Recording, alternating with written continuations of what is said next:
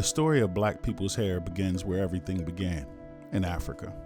Not surprisingly, the birthplace of both astronomy and alchemy also gave rise to a people in perfect harmony with their environment. Indeed, the dense, spiraling curls of African hair demonstrate evolutionary genius. Like natural air conditioning, this frizzy, kinky hair insulates the head from the brutal intensity of the sun's rays. Of course, there is not one single type of African hair, just as there is not one single type of African. The variety of hair textures from Western Africa alone ranges from the deep ebony, kinky curls of the Mandingo to the loosely curled, flowing locks of the Ashanti. The one constant Africans share when it comes to hair is the social and cultural significance intrinsic to each beautiful strand.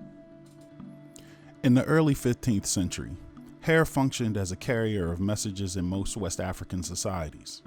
The citizens of these societies, including the Wolof, Mende, Mandingo, and Yoruba, were the people who filled the slave ships that sailed to the New World. Within these cultures, hair was an integral part of a complex language system. Ever since African civilizations bloomed, hairstyles have been used to indicate a person's marital status, age, religion, ethnic identity, wealth, and rank within the community. In some cultures, a person's surname could be ascertained simply by examining the hair because each clan had its own unique hairstyle. The hairstyle also served as an indicator of a person's geographic origins. The Karambo people of Nigeria, for example, were recognized by their unique kafir, shaved head with a single tuft of hair left on top. In the Wolof culture of Senegal, young girls who were not marrying age partially shaved their heads to emphasize their unavailability for courting. Likewise, a recently widowed woman stopped attending to her hair for a specified mourning period because she was not meant to look beautiful to other men. And an unkempt coiffure in almost every West African culture was the anathema to the opposite sex. Nigerian housewives living in polygamous society created a hairstyle intended to taunt their husbands other wives. The style was known as Kohan Sorogan, turn your back to the jealous rival wife, and was meant to be seen from behind. In ancient times, if a Wolof man wore his hair in a particular braided hairdo, it meant that he was preparing to go to war and would therefore prepare to die. Such a man would then tell his wife she should not comb her hair because in a matter of hours she could become a widow. Traditionally, the leaders of a community, men and women, showcased the most ordinate hairstyles, and only royalty or the equivalent would be expected to wear a hat or headpiece. The common people go bareheaded, wrote French anthropologist Marie-Armand Pascal de Havas-Makaya when describing the Djibu people living near the coast of Guinea. As for the king, his headdress is raised up in the form of a tiara of great richness. It is made of coral beads mounted close together on a background of crimson leather. At the crest is a tuft or tassel of gold braid. While the social significance of hair was weighty for African people, the aesthetic aspects were just as important. West African communities admire a fine head of long, thick hair on a woman. A woman with long, thick hair demonstrates the life force, the multiplying power of perfusion, prosperity, a green thumb for raising bountiful farms, and many healthy children, wrote Sylvian Arden Boone, an anthropologist specializing in the Mende culture of Sierra Leone. According to Boone, big hair, plenty of hair, much hair were the qualities every woman wanted. But there was more to being beautiful than simply having a lot of hair.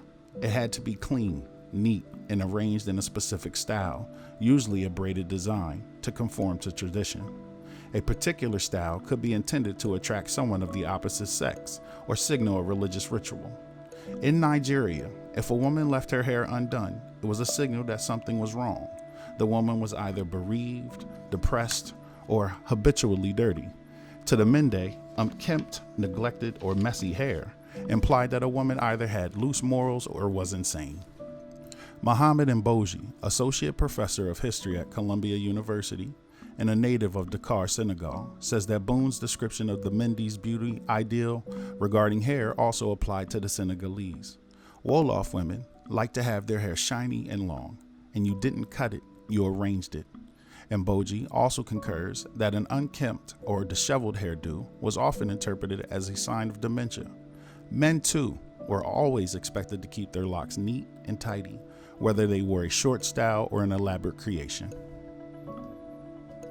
The hair's value and worth were heightened by its spiritual qualities. Both male and female devotees of certain Yoruba gods and goddesses were required to keep their hair braided in a specific style. The hair is the most elevated point of your body, which means it is the closest to the divine, and Boji explains, as an indication of the power the hair holds. Because the hair is the closest thing to the heavens, communication from the gods and spirits was thought to pass through the hair to get to the soul. And Boji also notes that spells could be cast or harm could be brought to another person by acquiring a single strand of their hair. Wolof tradition says that the women had the power to make men crazy for them by calling on the power of the genies and spirits in the hair.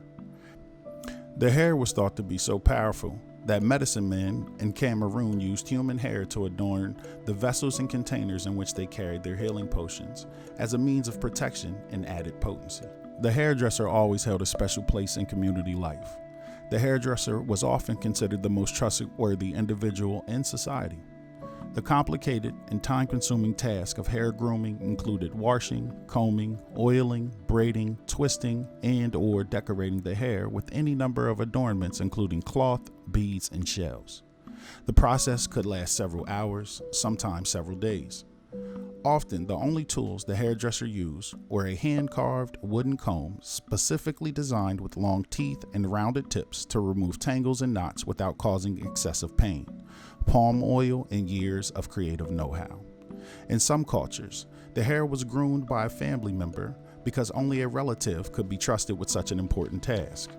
In the Yoruba tradition, all women were taught how to braid, but any young girl who showed the talent in the art of hairdressing was encouraged to become a master, assuming responsibility for the entire community's coffers. Hair braiding sessions are a time of shared confidences and laughter. The circle of women who do each other's hair are friends bound together in a fellowship. In communities in both Ghana and Senegal, women were not allowed to groom men's hair and vice versa because of the social taboo that restricted interactions between the sexes. In addition, the only people allowed to work on hair, Mboji says, were the griots and the ironworkers. Anybody who is working at creating life with dead material, like melting iron and making it into something new, Mboji explains, those are the people who have the exclusive right to work on people's hair. When Wolof children were born, they would inherit a hairdresser based on familiar relationships who would remain in their service for life. Clearly, hair has never been a purely cosmetic attribute for the West African people.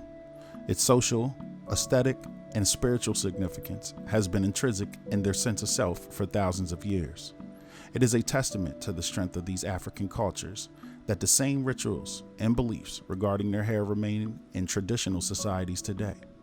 Although Africans were neither the first nor the only people who elevated the significance of hair in their cultural milieu, when Europeans first came in contact with the African natives in the 15th century, they were astounded by the complexity of style, texture, and adornment of black hair.